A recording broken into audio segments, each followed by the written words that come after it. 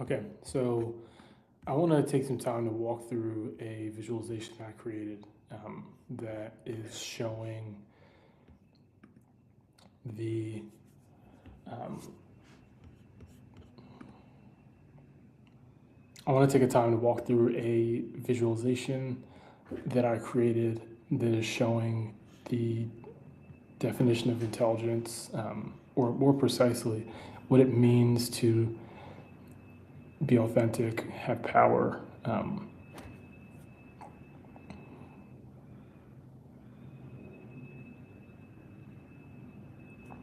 I want to walk through a visualization that is showing how someone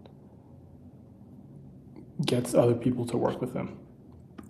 And at the core of this, I think, is what we mean when we talk about intelligence.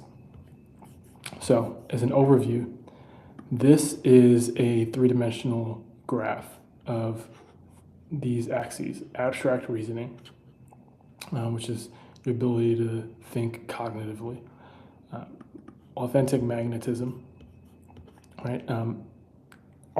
Is what you're talking about, is what you're doing attractive to people. And then third, institutional authority.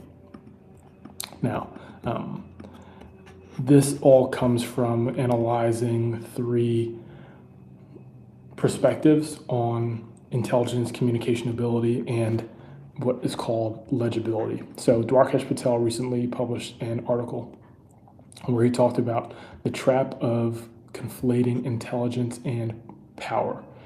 He says intelligence usually means cognition, but if you define it as the ability to achieve goals, you start to talk about this is more so like power. So he says, quote, in the real world, power is more the product of having the authority and trust to get lots of people to collaborate with you rather than some galaxy brain scheming capability. So he separates intelligence and power. But one thing that was missing, at least in the unpaid version of his article, was what intelligence is then. And so to kind of get at it, I'm basically saying that intelligence is three-dimensional. And so let's look at the other dimensions.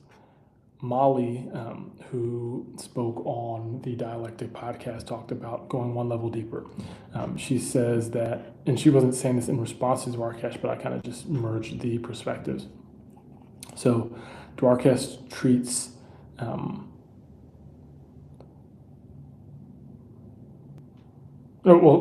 maybe I'll just say this. She sees magnetism as the byproduct of authenticity and vocation.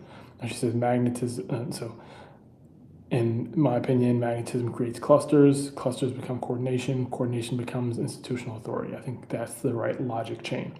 And she says, quote, magnetism is a byproduct of authenticity and just living as you were intended to on the thing that you were meant for. So that's vacation, doing what you're meant for. She's a strong believer in that. Lulu Meservey talked about communication as the ability to basically saying communication ability is power. So where Dwarkesh says intelligence and power are not necessarily correlated, she's saying your ability to communicate is. And I think all of them are saying the same thing.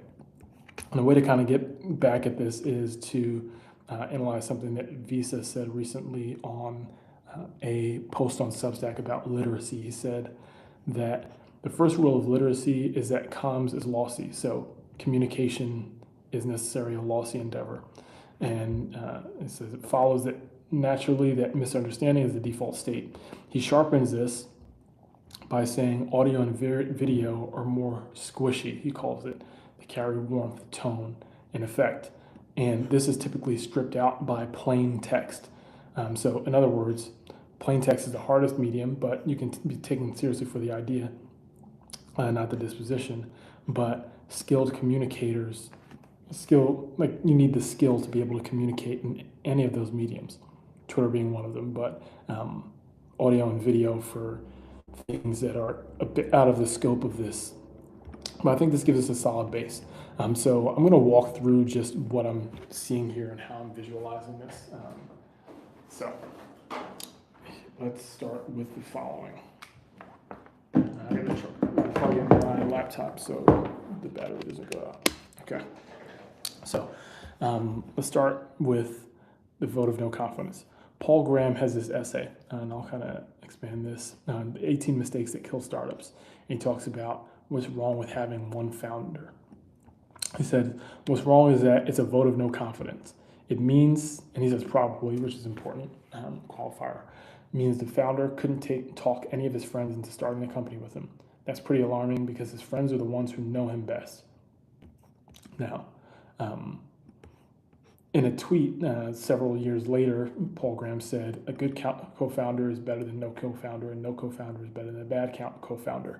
But there's no full explanation of how this manifests. So I think it is in the following, which is, and we can kind of draw this vector of a solo founder,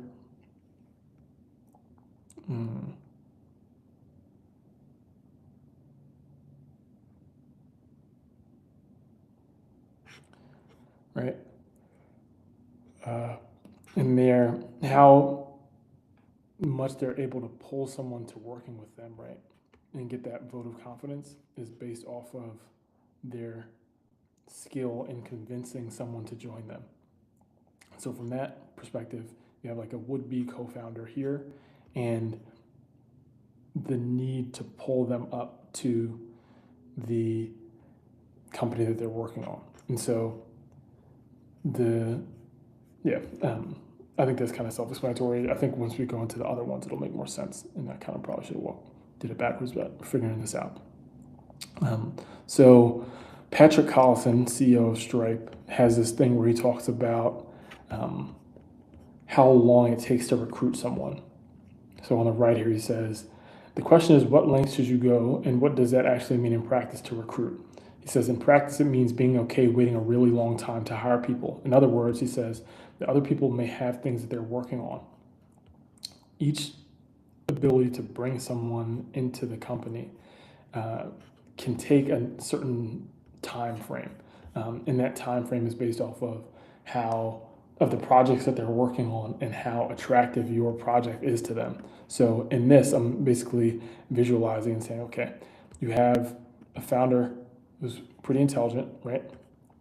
But their work may be illegible, not as legible to someone. So you see this y-axis right here, how magnetizing they are. So you can be really smart and low on the magnetism scale. Let me zoom out a little bit. And so it may take you 3 years to hire someone. Now, once the company starts getting traction, you start proving things out, it may take 1 year. Go a little higher, it may take 6 months, right? But this at least starts to capture, okay, this is the trajectory if the founder is able to prove what they're doing sufficiently to bring someone on. And that's an if, right? Can they be able to do that? So moving forward, right? The next thing I think that is really important is this concept of legitimacy on credit. So Alex Danko, who recently joined A16Z, talked about VC firms as legitimacy banks. He says that the job of the VC firm is to be the legitimacy bank where founders and other high agency people can go to take out legitimacy on credit or make a legitimacy deposit. So what he means is that this is something that legitimacy is something that venture capitalists and founders, quote, incept together, meaning they create together. I only know the word incept from Inception, the movie, but what does it mean to incept? So I'll kind of read the quick definition just so I'm not adding something that isn't there. So to begin, so legitimacy is something that they begin together, that they take in together. Yeah, so begin together. They commence or undertake. Undertake or to take in or receive something. So both of them only get legitimacy together, right? And I think this can kind of be obscured by some of the ways that people talk about venture capital. So like, for example, you hear people talk about like venture capital is a customer service business.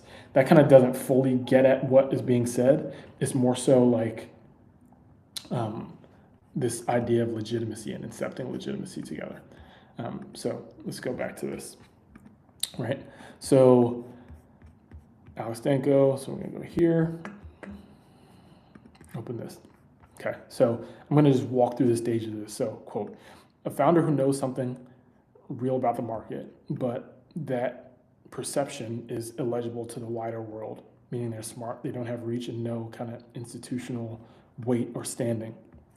A VC firm sits outside of that realm with their own legitimacy already in hand. And through investment, through content as well, which we can talk about in a bit, the founder is able to loan legitimacy on credit. So go to the second one, right? So the VC lends legitimacy on credit.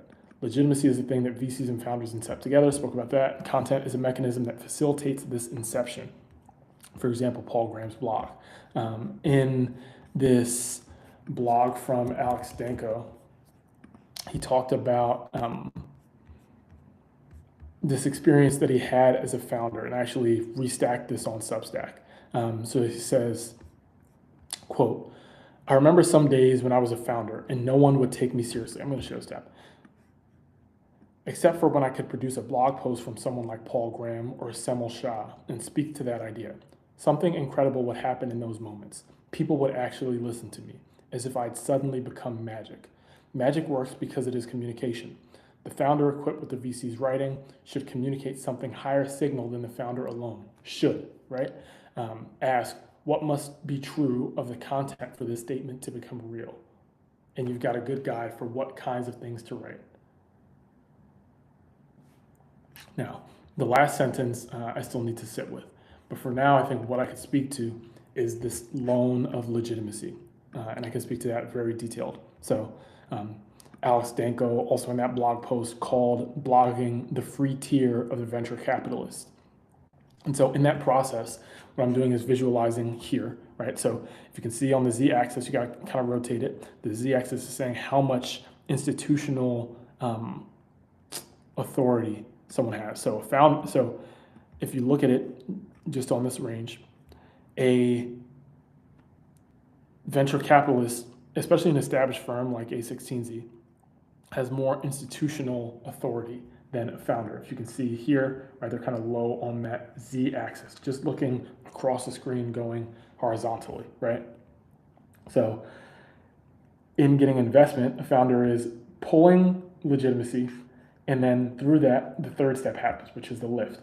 They increase on the y-axis, which is magnetism. So the concept that they were talking about that before couldn't be understood by other people, now it's understood, and they become more magnetizing. And just to kind of fully explain this, I think I'm going to use a case study. So I'm going to go to step 4 of this visualization. Jeff Bezos. So Jeff Bezos and Ethan Austin, when we were on stage at South by Southwest, talked about how Jeff Bezos said one of the hardest things that he ever had to do was raise a seed round. What does that mean, and how does that relate to Amazon practically? So you can see I have this quote, and actually I have this post on LinkedIn that went viral. I'll try to put it below. But it basically says an early hire told Jeff Bezos plainly that he needs to release ideas at the rate that the organization can receive them. And then once you combine that with this concept of the seed round being the hardest thing that he ever had to do, was it gets you to realizing that there's something in communication of that early idea with Amazon that was being missed by a lot of people. So what does that look like? So, Amazon has, or Jeff Bezos has this great quote, and actually Founders Podcast, David Senra talked about this, where he said, communication is a sign of dysfunction. It means people aren't working together in a close, organic way. Try to figure out a way for teams to communicate less with one another, not more. And what that means is, what I take about it is, okay, if you need to communicate the idea, there's some dysfunction there. It means that people aren't working together in a close, organic way. This goes back to that concept of proximity that we spoke about on the stage at South by Southwest. And so what happens is, you say, okay, This is Jeff Bezos, this kind of purple circle at the bottom here. You can see it's a circle, right? And he needs to kind of build the structure to be able to communicate those ideas. So that is building VC relationships within the company. That is like setting up certain processes, right? So we know about the Amazon culture that they're a memo first culture, which means that everyone who has an idea to communicate, they write it down and then they block off time where people read that in the beginning of the meeting. And then from there, they discuss it. And so that's an example of a structure that allows people to work together in a close, organic way. And that makes him as a founder more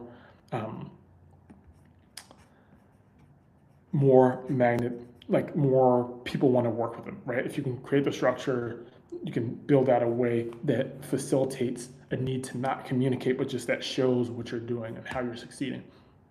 And then third, which I have here, is this kind of way that you move higher up on the institutional scale. So this would be something like from here to here. This purple arrow is talking about after he raises his seed round, I believe. And then third is once he's raised a seed round, how does he build that structure I was talking about, memo first culture, etc., which gives him more institutional authority and allows him to be better in Amazon. And then last but not least, I just wanted to kind of talk about this one quick thing that Dwarkesh mentioned in his blog post. And he basically talks about how AI is optimizing along this x-axis. And I wanted to just put that there because I didn't think it was fully captured in his essay, and I wanted to just make sure it was visualized properly. So with that being said, that's all that I have. And yeah, let me know if you want me to expand on this. I'm definitely planning on doing